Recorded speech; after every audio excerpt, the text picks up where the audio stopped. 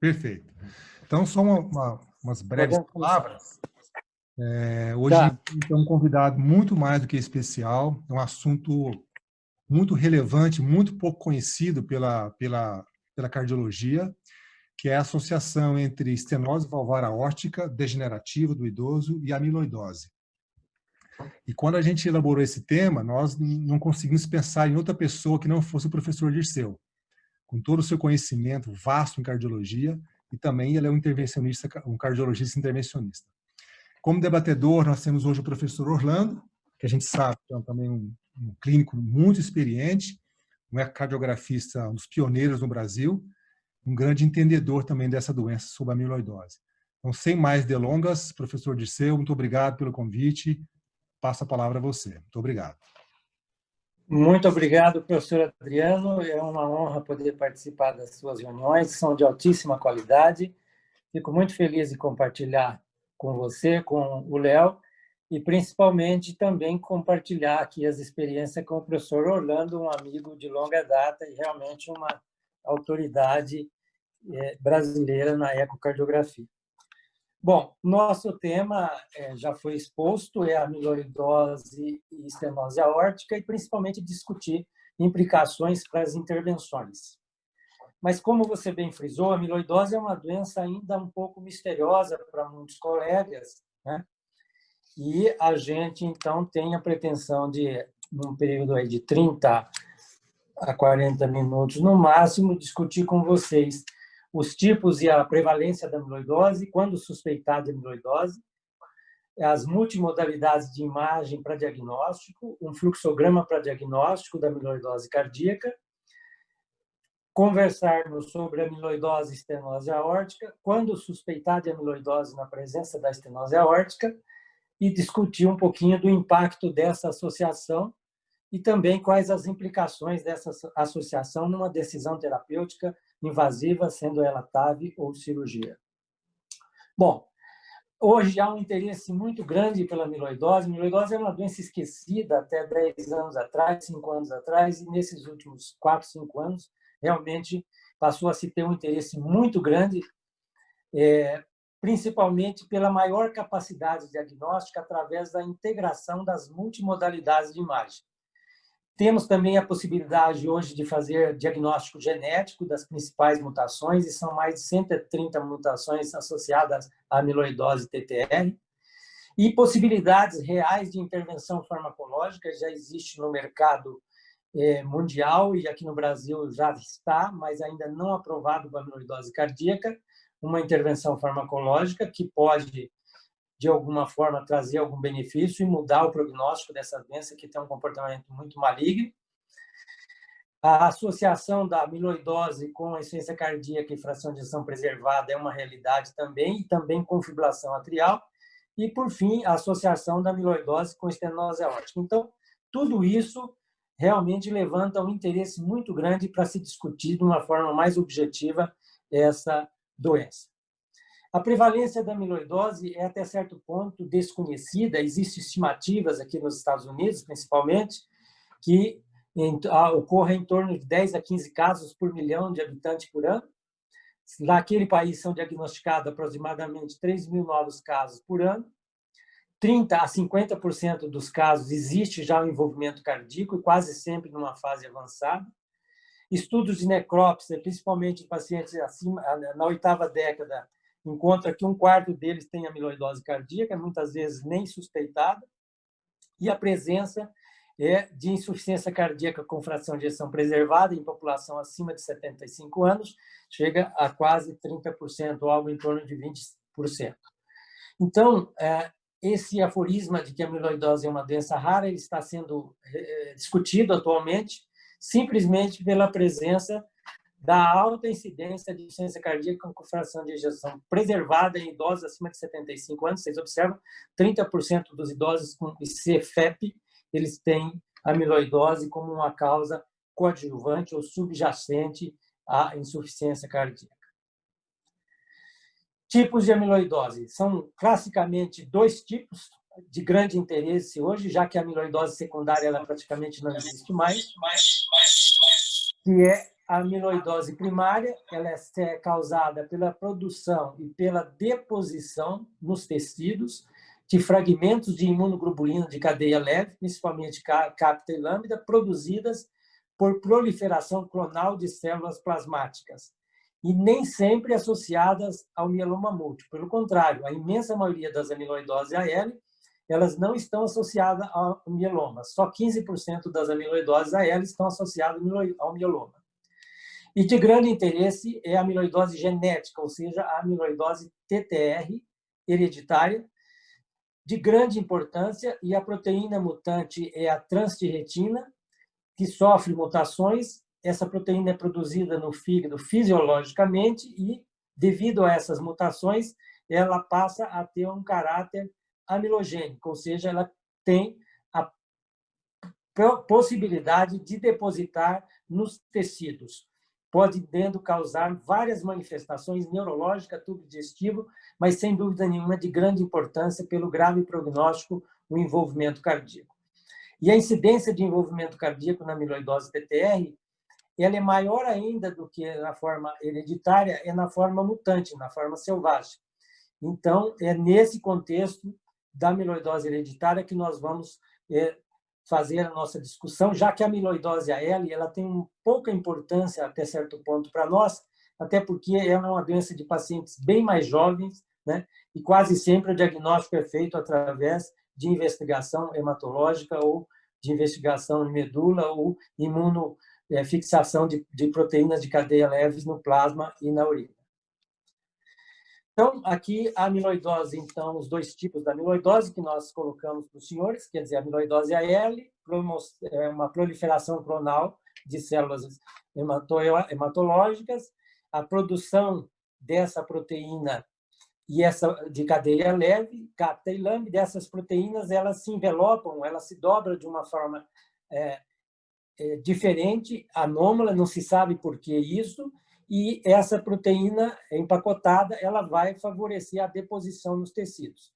E isso pode acontecer no miocárdio também, na amiloidose AL, mas de grande importância mesmo é a TTR, que seria a transtirretina produzida no fígado, também pela mutação gênica, ela se desagrega e ela sofre um empacotamento diferente, e isso favorece a formação, então, desses filetes, e esses filetes vão depositar nos tecidos. E a deposição vai substituindo o tecido normal, no caso do miocárdio, é a substituição dos miócitos pela deposição desse material, dessas fibrilas de tecido amiloide. Como eu disse, já são identificadas mais de 130 mutações, e tem algumas mutações que têm um potencial de envolvimento quase que exclusivo do coração, principalmente essa mutação V122L, e mutações com envolvimento quase exclusivo do sistema nervoso periférico, que é a mutação V30M. Mas isso sofre uma variação geográfica bastante grande em países de descendência africana ou ascendência africana, muda bastante a presença dessas mutações. Aqui no nosso meio tem predominado as mutações com envolvimento cardíaco, principalmente essa mutação V30 de início tardio e a mutação V122L. Esse é o aspecto macroscópico de uma peça aqui do nosso material. O paciente, no início desse ano, foi a óbito, né? Vocês observam, então, que nós temos macroscopicamente um coração com uma massa muito aumentada, uma hipertrofia concêntrica muito grande, né? E um aspecto que pode lembrar ou uma miocardiopatia hipertrófica na sua forma concêntrica, ou eventualmente até uma doença de depósito, que, na verdade, são diagnósticos diferenciais importantes nessa situação.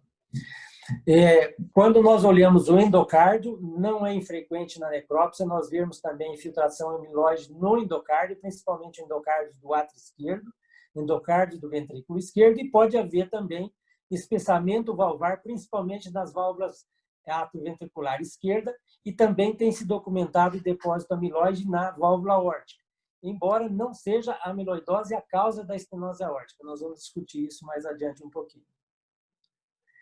Aqui um aspecto, então, histológico do que seria o miocárdio normal, e aqui o miocárdio com amiloidose. Esse é um caso de amiloidose avançada, o paciente a óbito, e aqui a peça dada de uma necrópsia de um doente nosso, mostrando, então, que há uma substituição muito grande do tecido cardíaco normal por essa substância amorfa, a substância amiloide. Bom, então, quando que nós vamos suspeitar clinicamente de uma amiloidose cardíaca? Nós vamos atentar para os sinais e sintomas de uma insuficiência cardíaca congestiva, geralmente um quadro de insuficiência cardíaca de congestão sistêmica, onde predominam as manifestações de insuficiência cardíaca direita.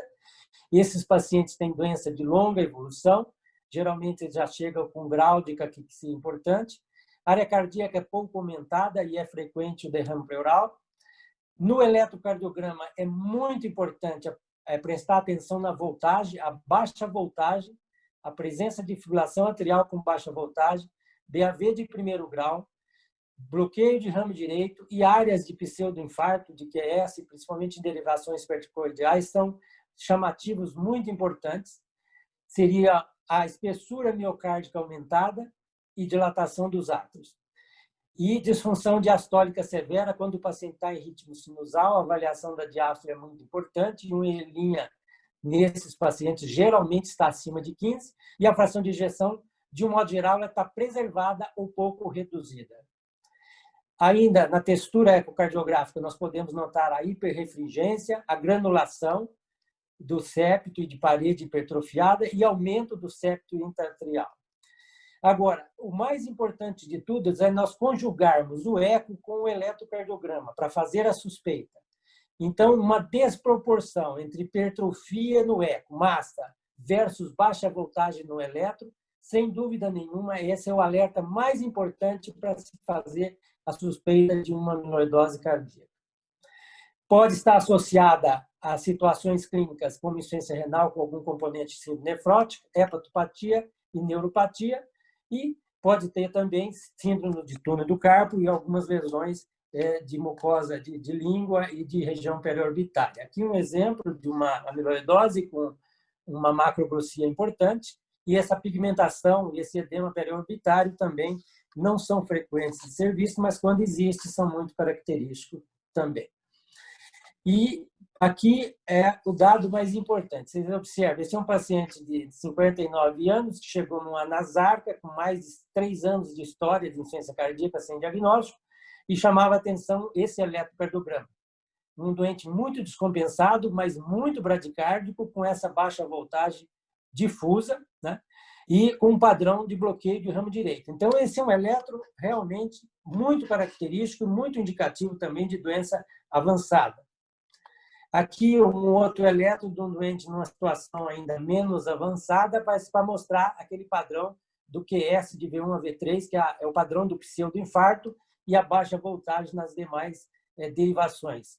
Então, essa baixa voltagem versus hipertrofia no eco é que nos tem, que são os sinais de alerta importantes para que nós possamos pensar na amiloidose. Aqui uma situação do paciente já em fibrilação atrial, mostrando aquele padrão do QS em V1 e V2 também, e a presença do distúrbio de condução, aqui do ramo esquerdo, no caso.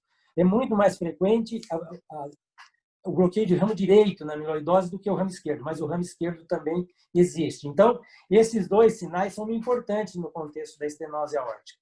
Se nós temos um doente com estenose aórtica com bloqueio de ramo direito, nós temos que ficar alerta para a possibilidade de amiloidose associada, e também a presença do bloqueio de ramo esquerdo deve nos chamar a atenção para esta possibilidade. E, por fim, uma situação já de bloqueio atrioventricular, um BAV de primeiro grau muito avançado, um bloqueio de ramo direito e alguns períodos até de MOBITs 1. Então, esse também é um eletro extremo da amiloidose. Então, a repetição desses eletros é para que a gente realmente fique muito atento, porque essa é a ferramenta mais importante, não para fazer diagnóstico, mas para suspeitar do diagnóstico, que é fundamental. A radiografia, como eu falei, a área cardíaca costuma não estar muito aumentada e é frequente a presença de derrame pleural e, às vezes, derrame até volumoso. E aqui nós temos a imagem característica e sugestiva do ecocardiograma. onde nós vamos observar a dilatação dos átrios, o aumento da espessura da parede ventricular esquerda, parede ventricular direita um pouco espessada também, espessamento do septo interatrial e essa refringência aumentada.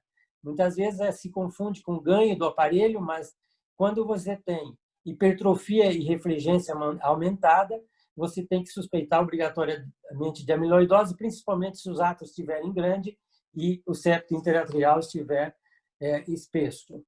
Aqui um eco de uma paciente nossa, conterrânea sua lá de Goiás, Adriano, mostrando então um aumento biatrial importante, um septo granuloso, né, brilhante, e às vezes até com um aspecto sigmoide, que pode simular uma miocardiopatia hipertrófica, né?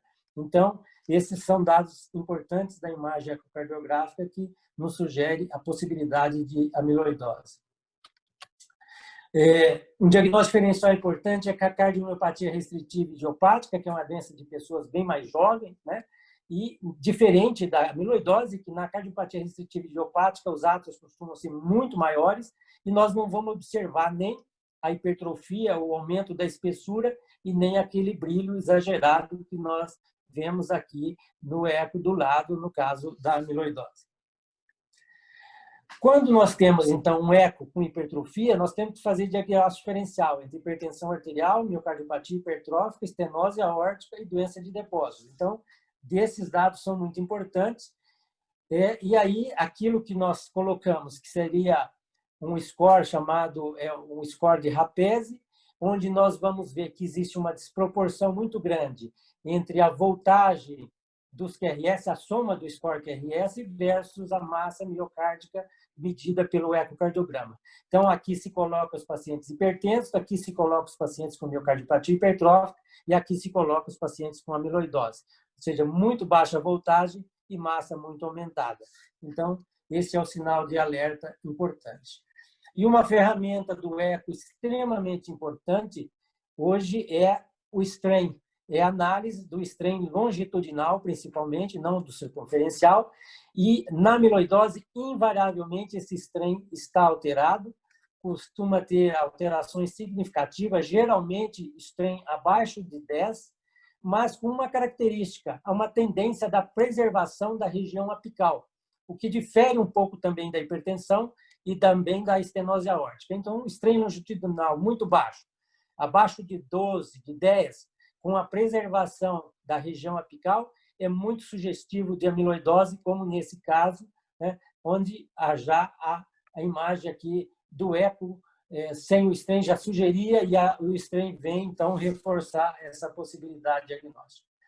E aqui, então, só para ilustrar, nós temos, né, aqui o paciente com um strain de miocardiopatia hipertrófica, aqui de estenose aórtica e aqui a amiloidose, mostrando que, então, são padrões de strain longitudinal bem diferentes, tanto na sua intensidade, como também na preservação da região da ponta. Então, o strain hoje é uma ferramenta muito importante para reforçar essa hipótese diagnóstica e ele também pode trazer implicações, informações sobre o prognóstico, né? Então, é bastante importante. Aqui uma comparação da estenose aórtica pura com a estenose aórtica mais amiloidose. Vocês observam, então, que é um padrão de strain completamente diferente, né?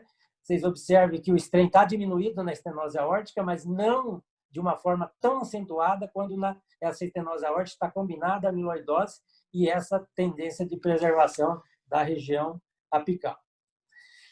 E a ressonância também tem contribuído muito e hoje é um exame que praticamente indispensável na avaliação desse paciente. Nós sabemos que nós precisamos de muitas imagens, muitas vezes até fazendo todas as imagens a gente pode ter dúvida. E o padrão característico da ressonância é esse realce circunferencial, difuso, subendocárdico. E isso é muito importante porque dificilmente nós vamos ter uma outra situação que pode dar um realce circunferencial dessa forma. E vocês observem que dá para ver até no ventrículo direito esse realce. Então, essa é uma ressonância bastante diagnóstica, muito forte, a hipótese diagnóstica aqui do amiloidose, e praticamente não exige diagnóstico diferencial. E aqui nós temos, então, a ressonância do indivíduo normal, né? Vocês observam que nós não temos a hipertrofia. O paciente com estenose aórtica, nós temos hipertrofia importante, mas nós não temos realce. Então, a presença desse realce difuso, subendocárdio, né, circunferencial, é que vai nos ajudar a diferenciar se é uma estenose aórtica pura ou se é uma estenose aórtica associada à amiloidose. Então, as imagens devem fazer parte dessa avaliação integrada hoje dos pacientes, não só para diagnóstico de amiloidose, como também para verificar a possibilidade de associação de amiloidose e de estenose aórtica. E, sem dúvida nenhuma, o exame de maior destaque atualmente é a cintilografia miocárdica com pirofosfato de tecnésio. E aqui nós temos, então, o score de Perugini, onde nós vamos fazer, então, uma cintilografia com tecnésio. O tecnésio, ele injetado, ele rapidamente é captado pelo miocárdio e acredita-se que essa captação é pelo o excesso de cálcio que existe na substância amiloide, e esse cálcio capta rapidamente o radioisótopo, e dentro de 1 hora você já tem um mapeamento miocárdico significativo. Então, o grau 0, nós não vemos captação na silhueta cardíaca, isso tanto na cintilografia planar como no PET-CT, isso praticamente afasta a possibilidade de amiloidose TTR, mas não afasta a amiloidose AL. A amiloidose AL não dá hipercaptação. Isso é muito importante. Grau 1 é quando essa imagem começa a ficar próximo do externo. Grau 2 é quando ela está com a mesma densidade do externo. E o grau 3, a hipercaptação na projeção do coração é maior do que o externo. Então, a cintilografia com pirofosfato tem sido um divisor hoje na questão do diagnóstico da amiloidose, e uma cintilografia grau 3, grau 2 ou 3, mas principalmente o grau 3, ela é altamente diagnóstica e pouco provável que exista qualquer possibilidade de diagnóstico diferencial. Mas existe um problema ainda, que a metodologia ainda não é uniforme nos diferentes laboratórios. Tem laboratório que faz leitura de 1 hora só, tem laboratório que faz só de 3 horas. Então, ainda existe um pouco de falso negativo, principalmente quando é o grau 1, né? Principalmente porque aí precisa ver qual é a padronização do laboratório. Então, aqui é um PET-CT mostrando, então, vocês observam uma hipercaptação aqui no coração, muito maior do que se pode ver na grade do gradil costal no externo. E vocês observam, então, a imagem no PET-CT, isso aqui é indiscutivelmente uma amiloidose. E quando você encontra essa imagem, os trabalhos têm mostrado uma sensibilidade algo em torno de 90% e uma especificidade de 90% a 95% a 100%. Então, é altamente diagnóstico. E muitos centros já estão dispensando o padrão ouro, que seria a biópsia endomiocárdica. Aqui, um PET-CT mostrando, então, um pirofosfato positivo na amiloidose TTR e negativo na amiloidose AL. Então, é muito importante isso. Quer dizer, a cintilografia normal, ela afasta a amiloidose TTR, mas ela não afasta a amiloidose AL, já que não há essa hipercaptação. Então, quando você integra todas essas informações, por exemplo, um eletrosugestivo, um ecocardiograma sugestivo, uma disfunção diastólica importante, avaliada pelo E' ou então pelo Doppler tecidual do anel mitral, muito baixo, abaixo de 6, com uma ressonância magnética mostrando esse padrão de realce e uma cintilografia com essas características, nós temos com certeza o diagnóstico de amiloidose e, claro, o eco combinando o strain com um strain longitudinal abaixo de 11, 12, 10, isso é 100% diagnóstico de amiloidose e realmente, numa circunstância dessa, você poderia abrir mão da biópsia endomiocárdica. Nós não temos abrido mão da biópsia ainda porque a gente está aprendendo. Nós temos uns 30 pacientes com biópsia e nós já encontramos situações de biópsia positiva com ressonância magnética negativa. Então, e a nossa medicina nuclear, ela nem sempre está disponível. Nós não temos de rotina um mapeamento com pirofosfato, então nós temos feito biópsia. Aqui, no caso, uma imagem de um paciente com estenose aórtica. Né? Então, vocês observam que existe hipertrofia, poderia ser só da estenose aórtica, mas há um aumento de brilho, há um pouco de dilatação dos átrios, né? A ressonância confirma essa espessura aumentada, tem realce subendocárdico, e no mapeamento com pirofosfato, no PET-CT, vocês observam, então, uma hipercaptação, né? Isso é muito indicativo de que nessa estenose aórtica existe amiloidose associada. E aqui o fluxograma, então, para que nós façamos esse diagnóstico. Quer dizer, nós precisamos suspeitar.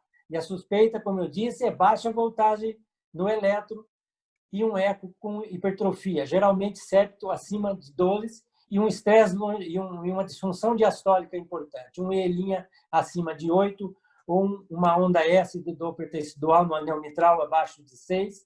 Então, isso é altamente sugestivo de um quadro restritivo. E aí, nós vamos para as imagens. Se nós tivermos o pirofosfato, nós podemos, eventualmente, até pular a ressonância magnética e ir direto para o pirofosfato. E se o pirofosfato for positivo, grau 2 ou 3, o diagnóstico de amiloidose TTR está feito. Aí nós vamos só fazer a tipagem genética para ver se é uma forma hereditária ou é só uma forma selvagem ou uma forma mutante. Caso nós façamos a ressonância magnética, se a ressonância for positiva, nós não abrimos mão ainda do pirofosfato. Eventualmente, se você tem uma ressonância muito exageradamente alterada, você pode até abrir mão, mas ainda não é uma unanimidade de que você possa abrir mão. Agora, a ressonância negativa, como eu disse, ela não afasta a possibilidade de amiloidose, e principalmente nas formas mais iniciais, né?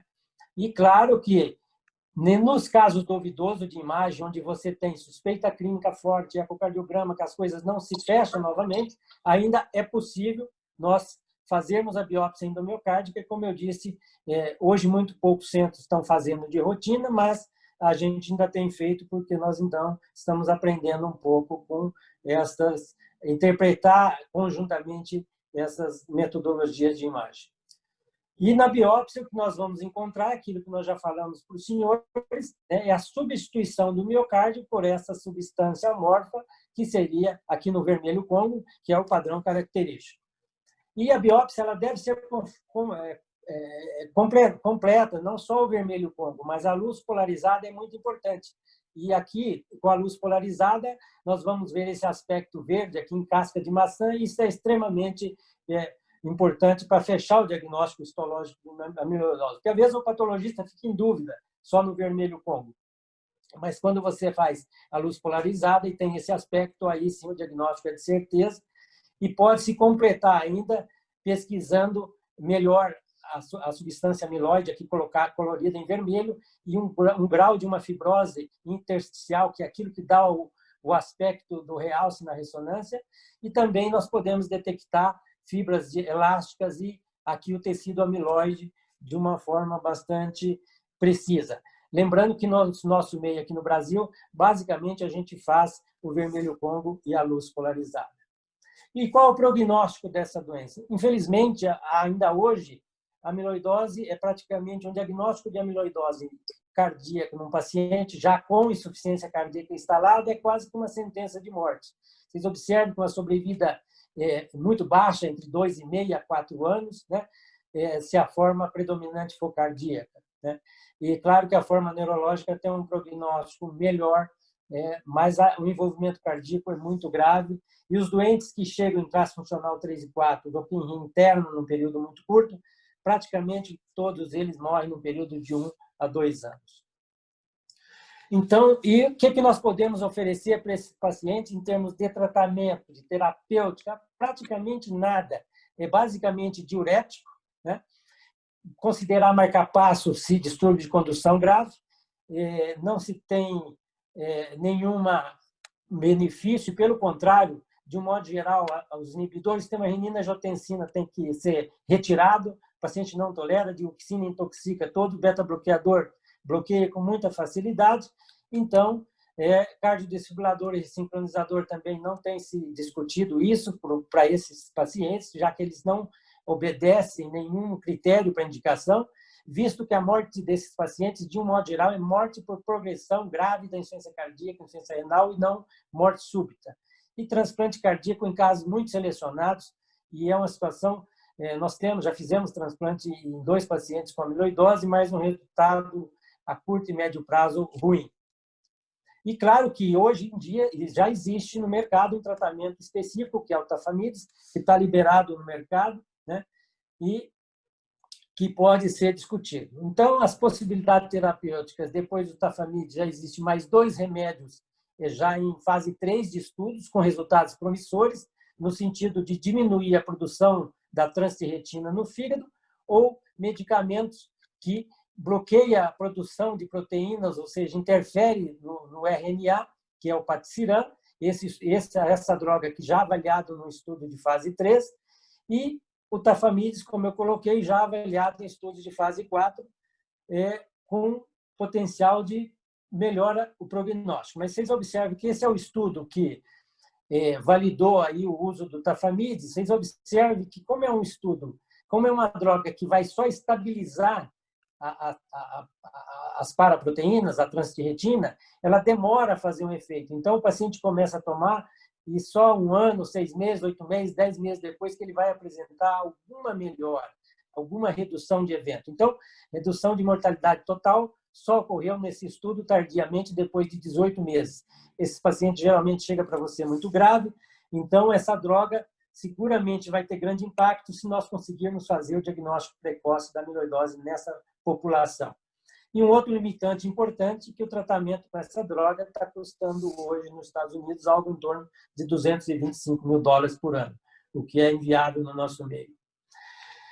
Então, tem vários fatores que se associam para um pior prognóstico. É uma doença, tempo de doença é muito importante. O diagnóstico geralmente é tardio.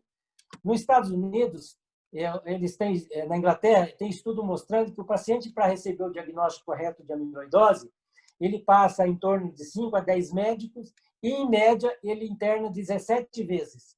Esse é um dado do registro de amiloidose britânico, com mais de 1.000 pacientes, e eles fizeram essa análise. Então, um doente que nós demoramos demais a suspeitar e demoramos demais a fazer o diagnóstico. Intensidade do sintoma, classe funcional 3 e 4, principalmente doente com congestão refratária e hipotensão, é gravíssimo. Baixa voltagem no eletro, fibrilação atrial e bradiarritmia.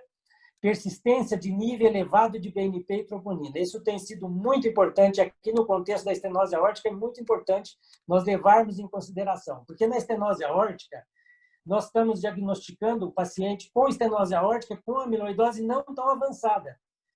E esse é provavelmente o ponto mais importante. E aí, a suspeita, quando o BNP é muito alto e a troponina é muito alta, nós temos que suspeitar de amiloidose associada à estenose aórtica. Insuficiência renal, grau de disfunção sistólica e diastólica no eco, a desautonomia, intensidade do realce na ressonância e, sem dúvida nenhuma, a presença da estenose aórtica é um fator, tem sido considerado um fator de pior prognóstico. Porque aí nós estamos associando um problema mecânico, né, em cima de uma doença com grave comprometimento miocárdico. Por quê? Não que a estenose aórtica, ela há essa suspeita de que ela acelere a amiloidose, porque o esforço que o ventrículo tem que fazer, vai haver uma distorção de mecanismo de contratilidade, o que pode, esse estresse, favorecer a deposição de proteína amiloide, né? E, por outro lado, na amiloidose existe um aumento de inflamação muito importante, de estresse oxidativo, e a gente sabe que isso é o que faz a estenose aórtica progredir. É o estresse oxidativo, é a inflamação. Por isso que pacientes que têm amiloidose, a insuficiência aórtica de progressão muito rápida, você deve também suspeitar de amiloidose associada. Bom, e qual é a prevalência da amiloidose em pacientes com estenose aórtica? Em população cirúrgica, com biópsia do coração durante o ato operatório, tem se encontrado 10 a 15% dos casos. Esse é um dado da Mayo Clínica, que é um hospital muito cirúrgico, né? E vocês observem que nas séries de cirurgia. E na população avaliada para TAV, são muito poucos estudos ainda, né? Mas existe um estudo duplo cêntrico britânico, que encontrou uma incidência tem variado de 13% a 20%, se você considera métodos de imagem ou necrópsia após TAV, né? Então, essa é a incidência. Aqui, por exemplo, eles são doentes que tinham uma hipercaptação altamente sugestiva e foi para um implante de TAV, né? Então, passa quase que a nos obrigar a procurar amiloidose nessa população, principalmente pacientes acima de 75 anos, que tem insuficiência cardíaca mais manifesta, que tem voltagem baixa, VAV de primeiro grau, estenose aórtica com fibrilação atrial também é um alerta, hipertrofia e hiperrefringência, estresse muito baixo, disfunção diastólica muito severa na estenose aórtica existe, mas não pode ser muito severa, disfunção sistólica com derrame pericárdio, estenose, principalmente a estenose de baixo fluxo, baixo gradiente. Esse é o grupo que mais frequentemente tem amiloidose associada. Ou então aquele paciente que tem uma estenose aórtica, que tem a pré-síncope, síncope muito frequente, mas não morre, né? Provavelmente isso é pela desautonomia, né? Então é uma outra situação que você tem que suspeitar de associação de estenose aórtica com amiloidose. Então, existem problemas quando essa associação se faz presente. Primeiro, que há um agravamento do sintoma, tanto da amiloidose quanto da estenose aórtica. A síncope pode ser por desautonomia, bradiarritmia ou pela estenose aórtica. Não dá para a gente fazer essa diferenciação clinicamente. Angina. Angina é um sintoma frequente na estenose aórtica, mas ele pode existir na amiloidose também. Então, nós não estamos sabendo aí quem é que está provocando a angina. Progressão rápida dos sintomas existe em ambas as situações. A amiloidose é um complicador para a intervenção valvar. Não há garantia de melhora com a intervenção valvar se você estiver diante de uma amiloidose muito importante. O risco de AVT é maior, seguramente, porque 36%, quase 40% dos pacientes com amiloidose, eles têm bloqueio de ramo direito, e o bloqueio de ramo direito tem sido um marcador de BAVT pós-TAV, e isso é muito importante levar em consideração, e também traz uma dificuldade muito grande quando nós vamos discutir intervenção versus tratamento paliativo, né? Já que nós estamos falando de população idosa da faixa aí de 80, às vezes 90 anos. Então, essa é uma situação que exige realmente bastante atenção dos intervencionistas e dos clínicos. Já existem dados mostrando que quando você tem pacientes com estenose aórtica que faz TAV, mas que tem voltagem baixa no eletrocardiograma, eles têm um prognóstico pior. Isso, muito provavelmente, é amiloidose oculta associada ao paciente com estenose aórtica. Então, esse estudo mostrou essa diferença de evolução baseado pura e simplesmente na voltagem do eletrocardiograma. Aqui é um estudo pequeno mostrando que a presença de estenose aórtica mais amiloidose em uma população tratada com intervenção percutânea e cirúrgica mista, mas mais percutânea, mostrando que os pacientes que tinham amiloidose tiveram uma evolução em um ano bastante diferente, ou seja, um pior prognóstico. Então, para resumir tudo isso, quando nós vamos manejar um paciente com estenose aórtica, nós temos que pensar obrigatoriamente em amiloidose, principalmente se nós temos esses sinais, essa bandeira vermelha, né? Então, baixa voltagem exagerada, elevação de BNP e troponina, a hipertrofia do VD não faz parte da estenose aórtica, granulação e hiperrefringência, stenha apical muito baixo e preservado na ponta, realce tardio na ressonância, e se a imunofixação de proteína é negativa na urina e no sangue, nós temos que confirmar a amiloidose fazendo a cintilografia com pirofosfato ou, então, a biópsia endomiocárdica. Isso pode nos permitir fazer o diagnóstico de certeza ou, então, excluir a amiloidose TTR. Por outro lado, se nós estamos com a estenose aórtica, chama atenção que esses pacientes vão ter também BNP e troponina muito elevado, baixa voltagem no eletro, baixo gradiente, né? Low flow, low gradient, essa é a população mais suspeita, e um strain longitudinal baixo, basal e médio com preservação da ponta. Então, aqui o desafio já é diferente um pouco, é confirmar a gravidade da estenose aórtica. E aí pode ser necessário o estresse com dobuta, em dose baixa, mesmo com função ventricular preservada, para você tirar aquela falsa estenose aórtica, ou então o score de cálcio na CT, que tem valores de cortes bem definidos para homem e mulher. E aí, feito, então, o diagnóstico dessa associação, isso vai para uma discussão do Heart Team para ver qual é realmente o benefício da intervenção, né? E ainda nós temos muito dados dessa população com combinação de estenose aórtica e amiloidose para definir qual é a melhor estratégia. E aqui temos, talvez, o dado mais importante, mais consistente até o momento. Vocês observem que esse é dados de 3 hospitais britânicos, é um estudo prospectivo, né? A avaliação dos pacientes é cega, e aqui é a primeira publicação dos 200 pacientes, né? Com idade acima de 75 anos, que foram referidos para TAV, com estenose aórtica. Eles fazem uma screen com imagem e, obrigatoriamente, com a cintilografia com pirofosfato.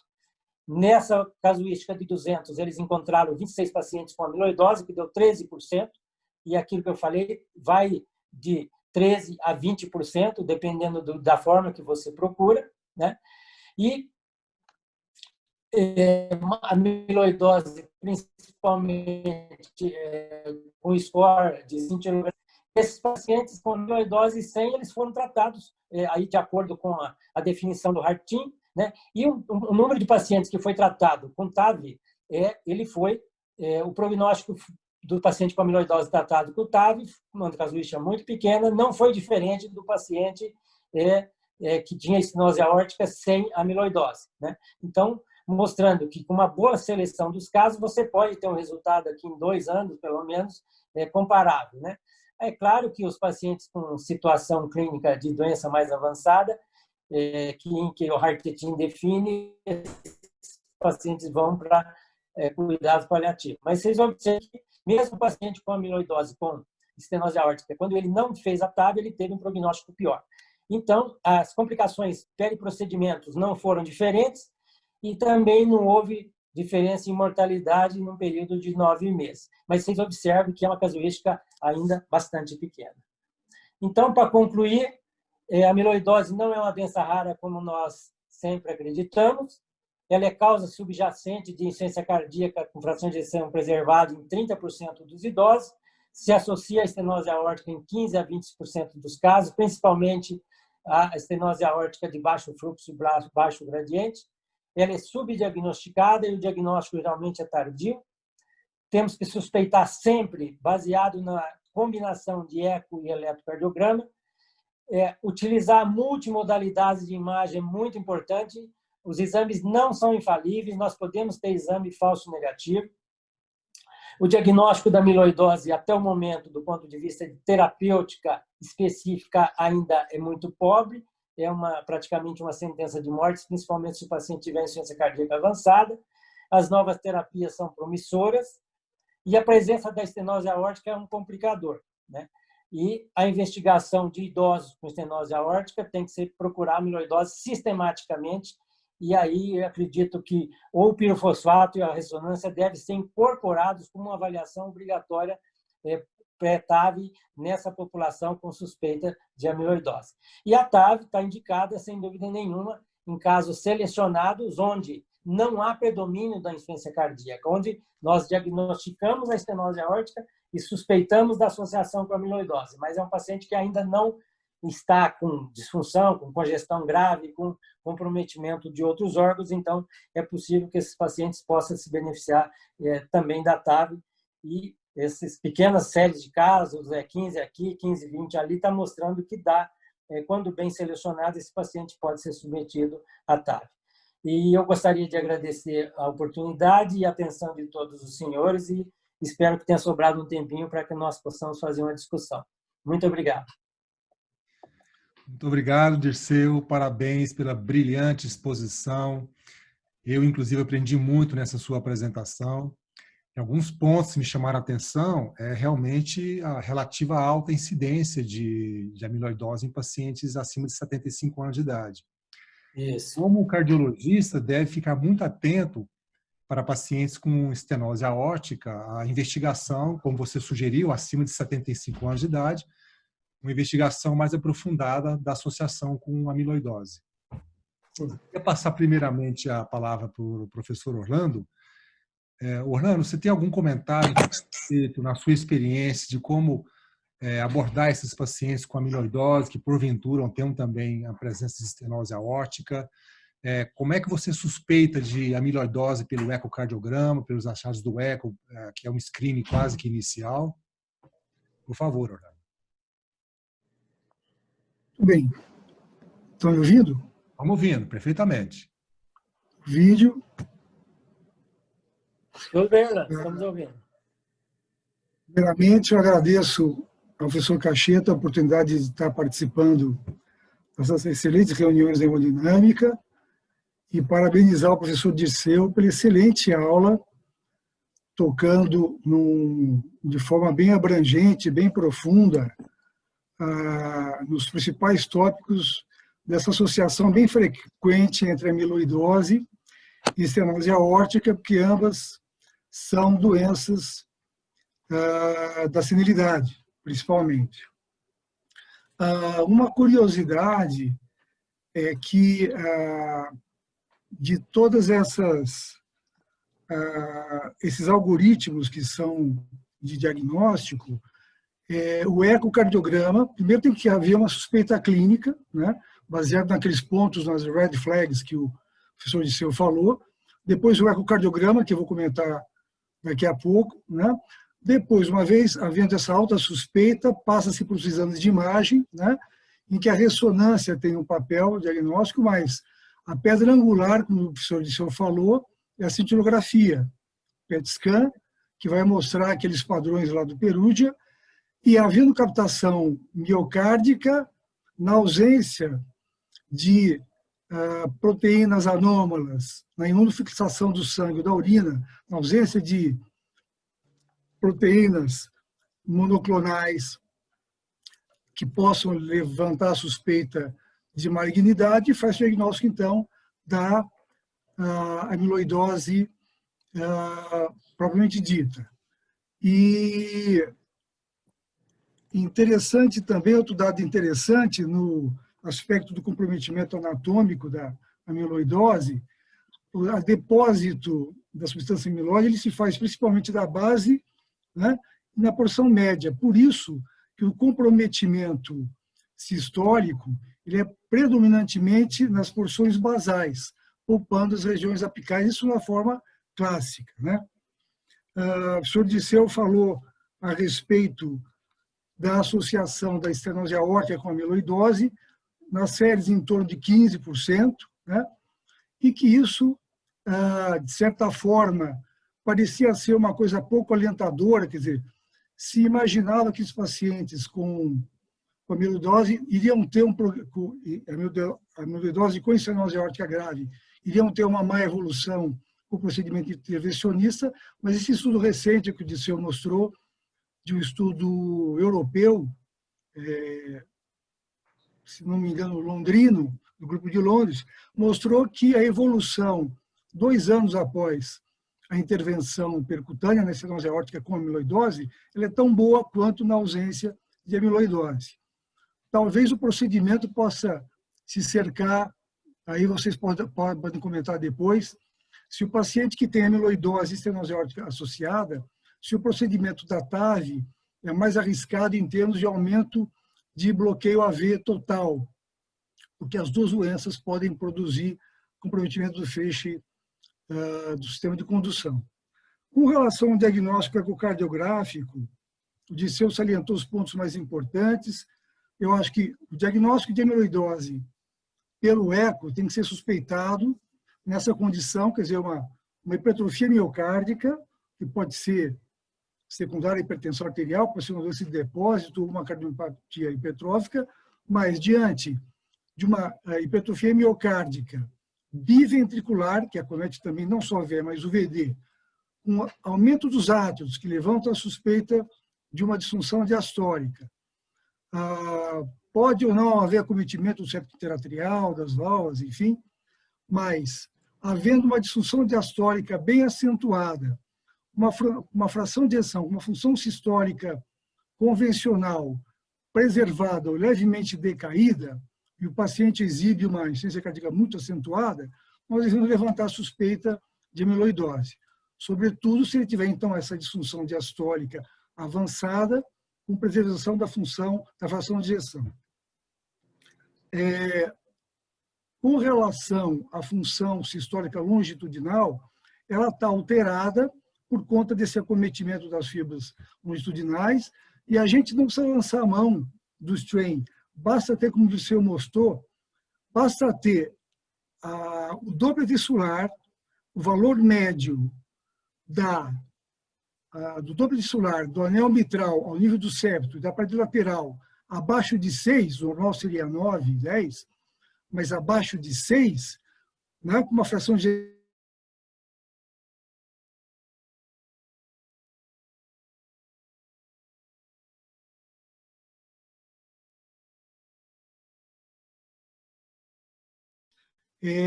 se acrescentou um dado adicional, que seria a preservação do strain no ápice em relação ao do strain longitudinal da base e da porção média.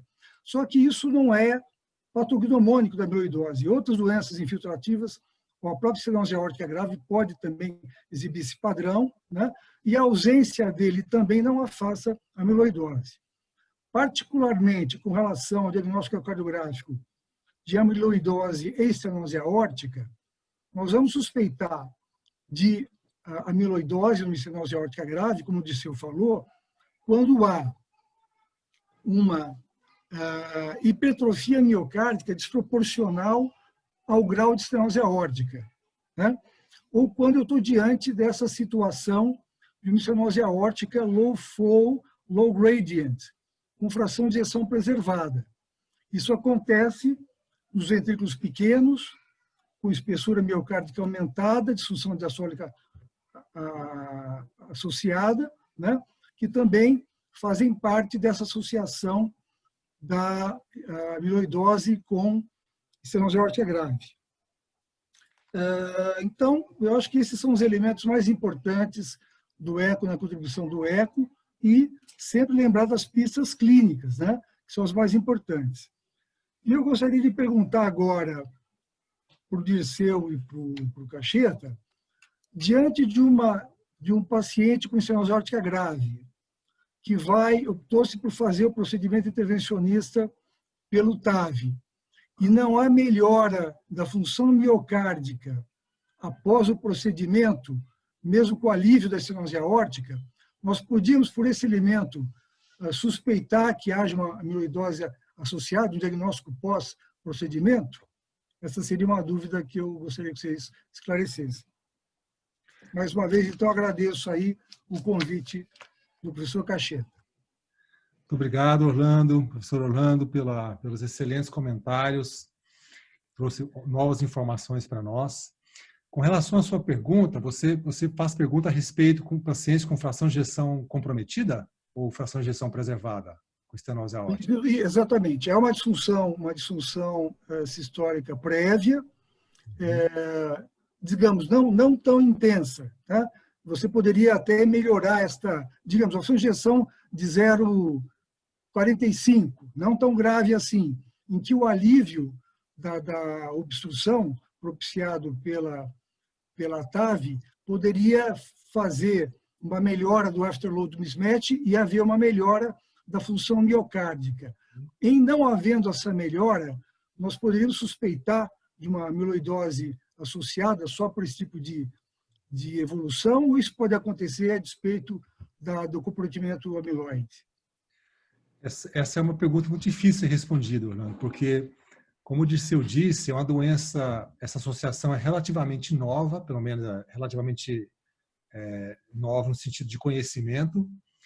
A gente tem no Brasil já uma experiência de mais de 10 anos de TAV, seguramente, né, Dirceu, muitos casos. Sim, muitos. A gente não fez diagnóstico, pacientes foram tratados e os diagnósticos foram passados. Então, é um diagnóstico relativamente novo, a associação de amiloidose com estenose aórtica, que tem chamado a atenção de pouquíssimos anos para cá, e que a gente não sabe, evidentemente, a gente não teria uma resposta muito convincente para essa sua resposta, para essa sua pergunta, mas é uma resposta, uma pergunta muito interessante. Agora, evidentemente, é importante, antes do procedimento, nós tenhamos mais substratos para a gente poder ter o diagnóstico de amiloidose associada à estenose aórtica. Um comentário rápido que eu faria é com relação que não existe nenhuma diretriz, não existe nenhum algoritmo no que diz respeito do tratamento de TAV em pacientes com a amiloidose presente.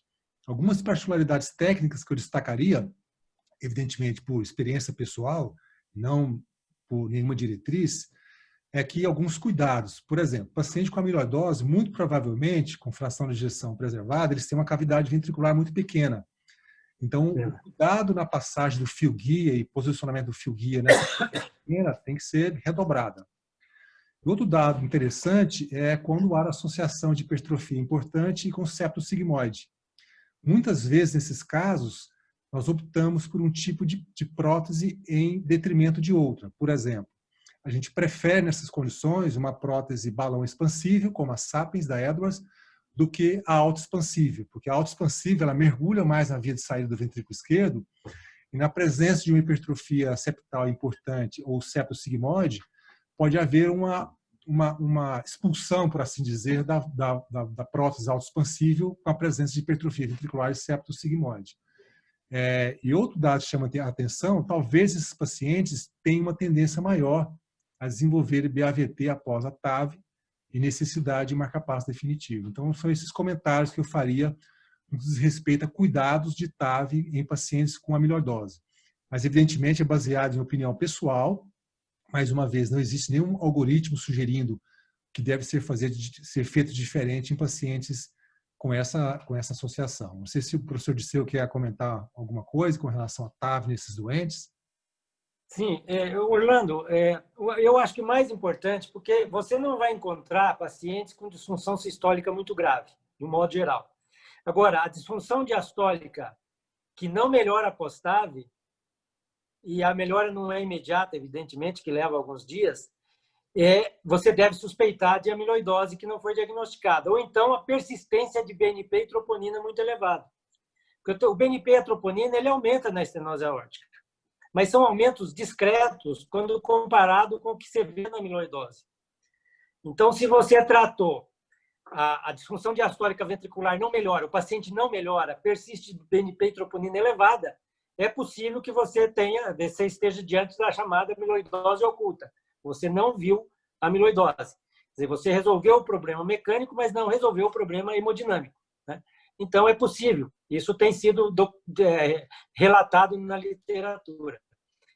Casos em que você não fez o diagnóstico, o paciente não melhora, persiste com disfunção diastólica alterada, bastante alterada, e persiste BNP e troponina elevado, né? Então, eu até acho que esses doentes todos, para que a gente não cometa erro, havendo qualquer bandeira vermelha daquelas em que a gente precise suspeitar de amiloidose, é muito importante nós termos esses dados de forma bastante objetiva. E aí a combinação de dados é muito importante. Por que todo mundo recomenda mais 2 ou 3 exames? Porque não é fácil resolver com um exame só, né? Então, eu acho que incorporar o biomarcador, como a troponina e o BNP, junto com os parâmetros de eco de função diastólica ou de função sistólica fina, como o strain, eu acho que é vantajoso nessa hora e você pode, eventualmente, fazer um diagnóstico até retrospectivo da amiloidose baseado numa evolução que não foi a esperada, né? Agora, eu só queria complementar em dizer que, para que o eco tenha alguma importância, é necessário ter um alto grau de suspeição clínica. Então, se o clínico não pede um ecocardiograma dirigido para pesquisa de doença restritiva ou amiloidose, o médico não vai fazer o Doppler tecidual de uma forma adequada, não vai calcular o strain de uma forma adequada e não vai dar subsídio para se prosseguir na investigação. No cenário da estenose aórtica associada à amiloidose, também tem que se fazer a suspeição quando nós estamos diante dessa situação do low flow, low gradient, com fração de ejeção preservada. Isso é uma pista muito grande que possa ser associação com a amiloidose. Mas voltando à questão, quer dizer, o clínico tem que ter a primeira percepção de suspeita, para que os exames consecutivos dos algoritmos sejam feitos. Senão, tudo se põe a perder. E o eco não vai trazer nenhum subsídio, nenhuma informação importante. Eu posso fazer um comentário? Por favor, Adriano. Bom, eu, infelizmente, me tornei um especialista em amiloidose, porque, como disse o sabe, eu acabei perdendo meu pai o ano passado, então, você imagina que eu varei madrugadas e madrugadas lendo sobre isso, né? Mas algumas coisas que eu aprendi, né, trazendo a experiência. Como o Disseu colocou, né, a amiloidose ela não é uma doença rara. Tá? Então, acontece que o paciente acaba pulando de médico a médico. E o grande problema, não sei se o Disseu concorda, porque quando acomete o coração, o diagnóstico é fácil. Você tem um idoso, tem eletro de baixa voltagem, tem uma insuficiência cardíaca com fração de ejeção normal, você fez o eco, é aquele screening que o grande problema é você conseguir diagnosticar antes. E uma das coisas que, nas minhas pesquisas, tal que eu vi, um estudo japonês, é o que o Disseu chamou da síndrome do túnel do carpo. Então, tem alguns estudos mostrando que idoso com síndrome do túnel do carpo obrigatoriamente você tem que investigar, porque tem uma manifestação da síndrome do túnel do carpo antes do coração. Porque quando acomete o coração, aí é fácil o diagnóstico. Eletro baixa voltagem, o eco mostra aí, faz a sentido com a... E não tem muito o que fazer do ponto de vista terapêutico, né? Talvez, não sei se o senhor concorda, esse diagnóstico precoce, aí o tafamidis teria alguma ação porque você diminuiria a deposição do amiloide, né? E aí você teria... Porque depois que você deposita no coração, os pacientes não respondem a IECA, não respondem a beta-bloqueador e você só tem diurético, né? Então, é como o Disseu bem colocou, é uma sentença de morte, né? Então, pessoal, para que está a audiência, principalmente os clínicos, idoso, síndrome do túnel do carpo, é óbvio, tem LET, tem outras coisas e tal, é importante pensar. E cada vez mais o diagnóstico vai se aumentar, porque a população está ficando mais idosa e tal.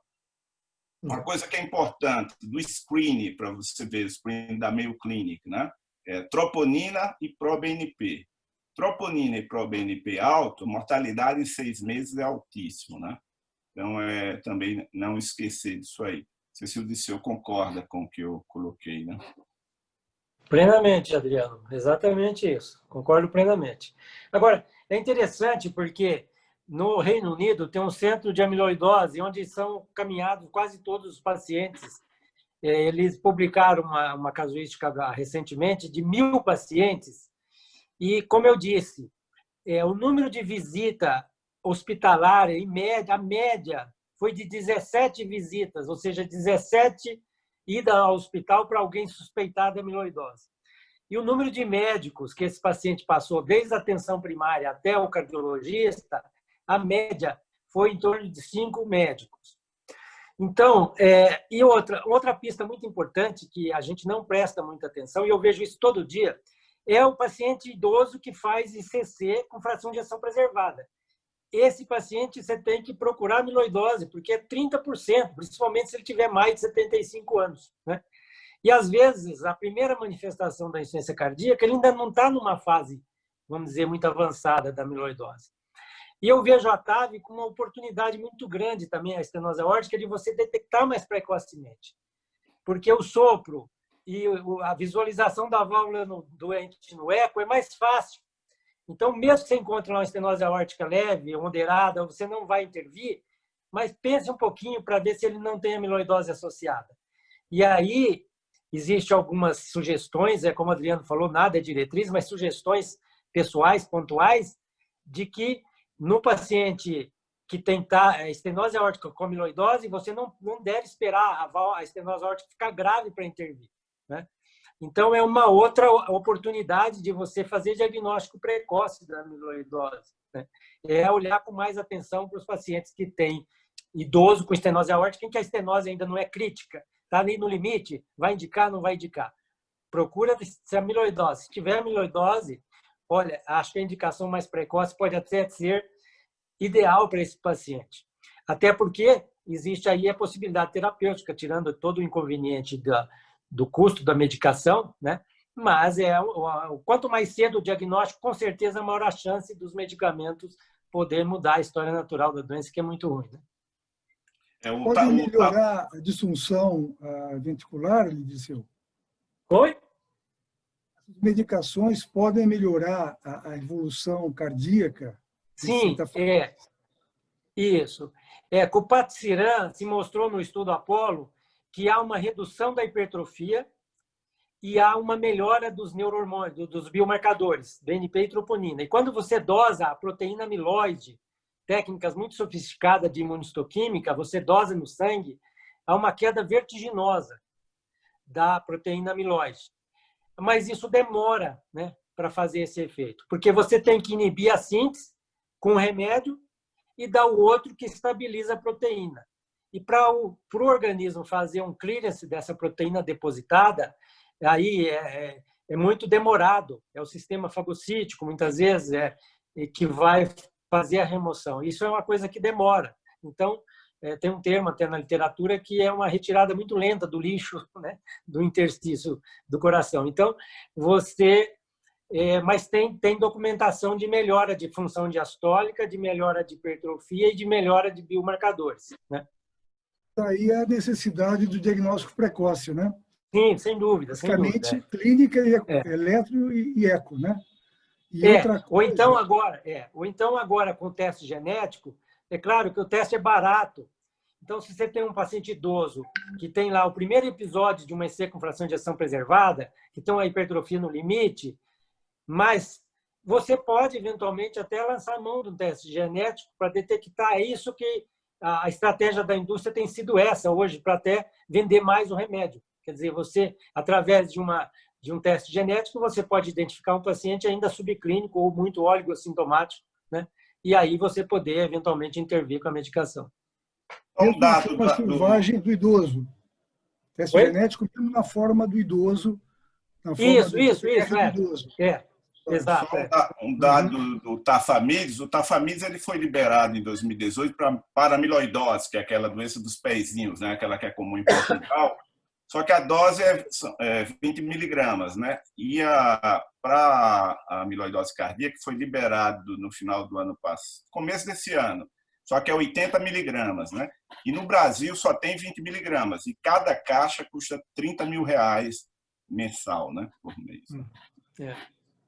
Só para destacar, para finalizar, um último comentário que você falou, Diceu, só para enfatizar, que talvez no idoso com estenose aórtica associada à amiloidose, talvez a intervenção tenha que ser precoce, porque há uma teoria em que a sobrecarga da pós-carga, ela acentua o depósito amiloide. Então, talvez, intervindo precocemente, você possa atenuar a evolução da doença de depósito, né?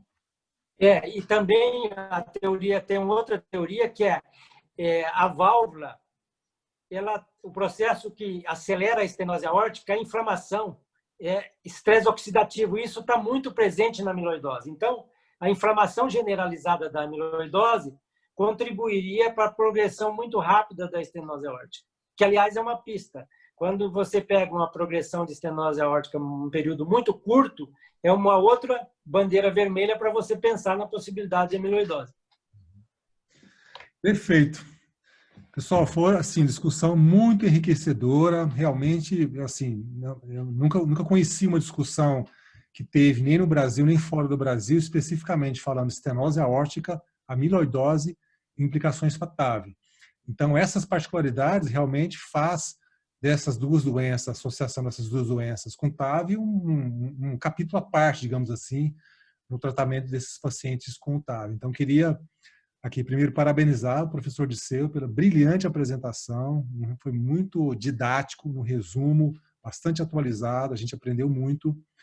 A presença e os comentários do professor Orlando e também os comentários do professor Adriano Barbosa. Então, queria agradecer também a todos pela presença. A gente demorou mais do que o habitual, porque estava muito interessante essa discussão. E essa apresentação foi gravada para quem se interessar, só entrar em contato conosco que a gente disponibiliza. Muito obrigado mais uma vez, Dirceu, Orlando e Barbosa, e parabéns pelas suas participações. Muito obrigado.